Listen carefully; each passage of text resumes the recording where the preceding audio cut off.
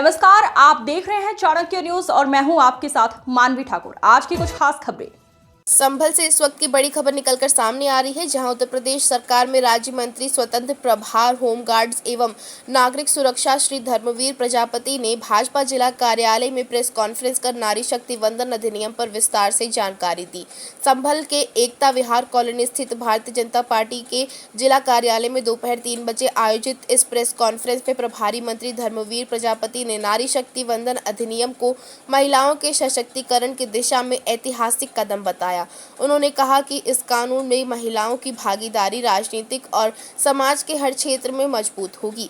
मंत्री ने सरकार की विभिन्न योजनाओं और महिलाओं की सुरक्षा एवं सम्मान को लेकर किए जा रहे कार्यों का भी उल्लेख किया। इस मौके पर पूर्व केंद्रीय सफाई कर्मचारी आयोग की पूर्व सदस्य एवं भाजपा नेत्री मंजू दिलेर, शिल्पी गुप्ता सहित अन्य कई महिलाएं भी उपस्थित रहीं, जिन्होंने इस पहल का समर्थन किया। जानकारी नहीं है, आपके माध्यम से ये जानकारी मिली है, तो देखते हैं क्या है, क्या विषय क्या है, उसके बाद फिर अपना विचार रखेंगे। सर, लगातार सोशल मीडिया पर भी तरह तरह की पोस्टें की जा रही हैं। और मेरे संज्ञान में अब आया है, क्योंकि मैं सीधा अभी अदर स्टेशन से आ रहा हूँ।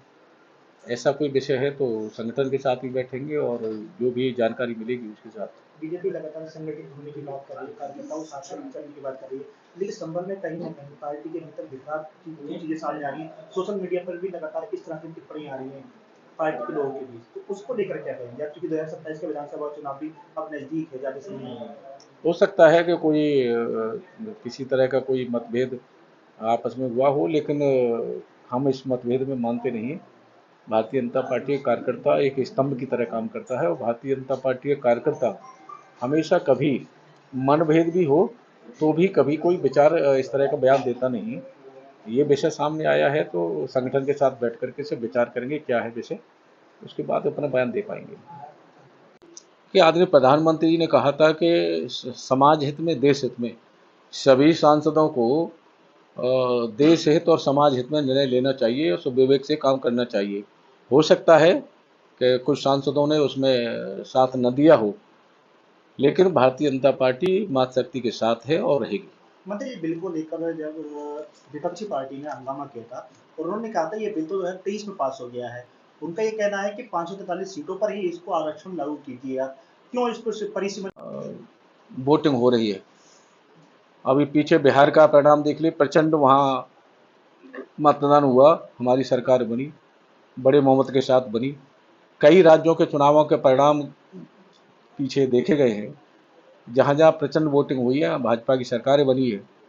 वहाँ केंद्रीय हमारी सेना बलों ने वहाँ जो फ्लैग मार्च किया है और वहाँ जनता में भरोसा जगा है बंगाल में कि हम वोट डालेंगे तो हमारे साथ कोई भी दुर्घटना नहीं होगी, तो वहाँ जनता में भरोसा पैदा हुआ है, तो जनता निकली है वहाँ।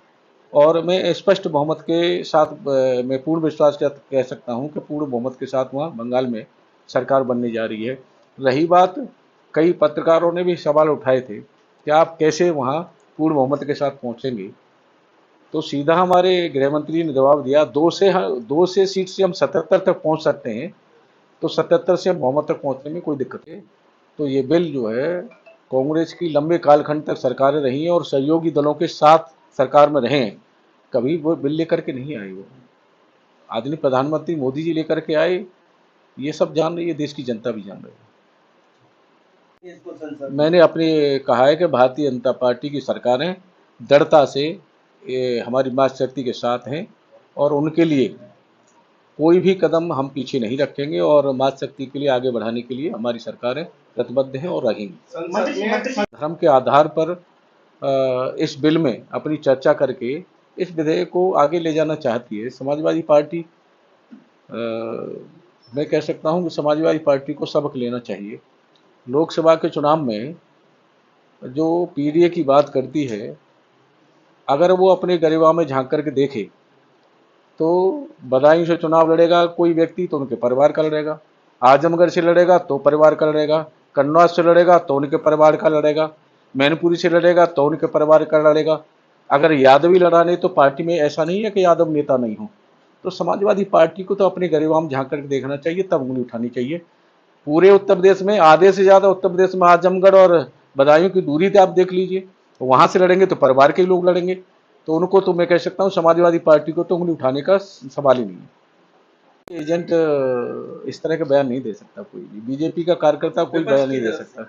विपक्ष जो भी आरोप लगाए, विपक्ष के अब आरोपों को जनता बार बार नकार रही है। और विपक्ष 2022 में जब चुनाव हुआ तो समाजवादी पार्टी 400 सीटें ले रही थी, 3 सीटें हमारे पास छोड़ रही थी। परिणाम आया तो जनता ने सब देखा। मतलब ये बीजेपी देखिए, आदरणीय प्रधानमंत्री मोदी जी ने 16 और 17 अप्रैल में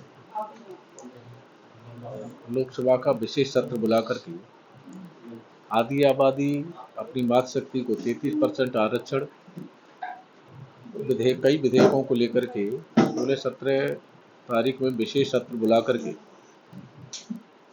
आगे बढ़ाने का प्रयास किया। उसमें समाजवादी पार्टी, कांग्रेस, टीएमसी, टीएमके, विपक्षी दलों ने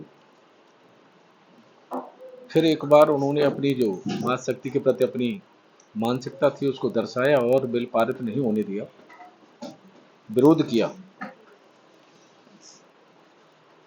एक बार फिर दर्शाता है कि लंबे कालखंड के बाद, देश की आज़ादी के लंबे कालखंड के बाद हमारी मात शक्ति को जहां लोकसभा में और विधानसभा में कानून बनते हैं, जहां उनका अपना सुझाव, अपना मत रखने का अधिकार आदरणीय प्रधानमंत्री जी ने देने का काम किया और उसमें विरोध करके उन्होंने दर्शाया कि मात शक्ति के प्रति उनकी भावना क्या है। लेकिन आज की हमारी मात शक्ति सब जानती है और सब जानकार भी हैं, समझदार भी हैं, सब समझ रही हैं और जान रही हैं। कुछ दलों ने ये विषय उठाया कि राज्यों के साथ भेदभाव होगा। आदरणीय गृह मंत्री जी ने इस पे स्पष्ट अपना वक्तव्य रखा कि कोई भेदभाव नहीं होगा और किसी भी राज्य के साथ कहीं कोई किसी तरह का भेदभाव नहीं होगा। लेकिन उसके बावजूद भी सभी दलों ने इसका विरोध कर पारित नहीं होने दिया गया। लेकिन भारतीय जनता पार्टी का संगठन, सरकारें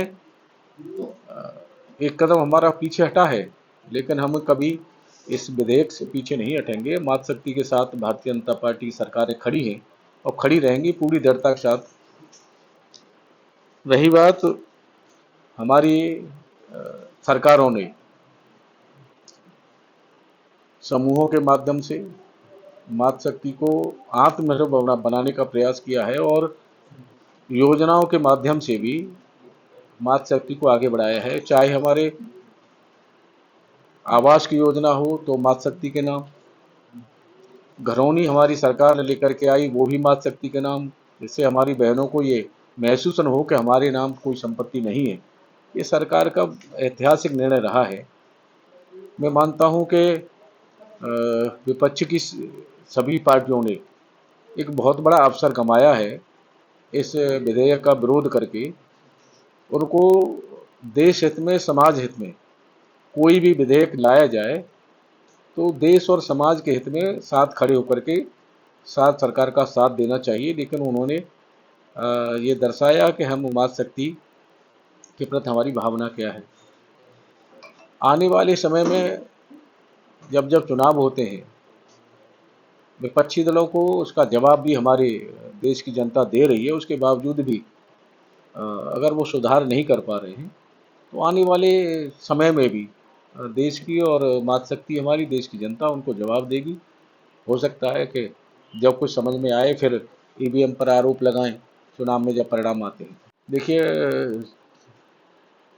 द्रौपदी मुर्मू जी राष्ट्रपति बनने से पहले देश की जनता और समाज से जुड़े हुए लोग भी बहुत कम जानते थे। लेकिन ये भारतीय जनता पार्टी ही है कि एक आदिवासी क्षेत्र से ला करके और देश के संवैधानिक सबसे बड़े पद पर बिठा देना ये भारतीय जनता पार्टी ही कर सकती है।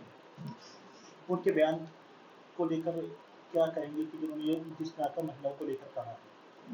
ये उनके बयान की अपनी मैं कह सकता हूँ उनके अपने सुझाव, सोच हो सकती है। लेकिन भारतीय जनता पार्टी के विषय में कह सकता हूँ कि भारतीय जनता पार्टी अगर मात शक्ति के पक्ष में न होती तो 33% विधेयक लेकर के ही नहीं आती। तो भारतीय जनता पार्टी सभी का साथ लेकर के, सबको साथ लेकर के और सबको सम्मान दे करके चलती है। टीएमसी सांसद महबूबा गुप्ता योगी आदित्यनाथ जी को बुलडोजर बुद्धि कहकर वो संबोधित किया है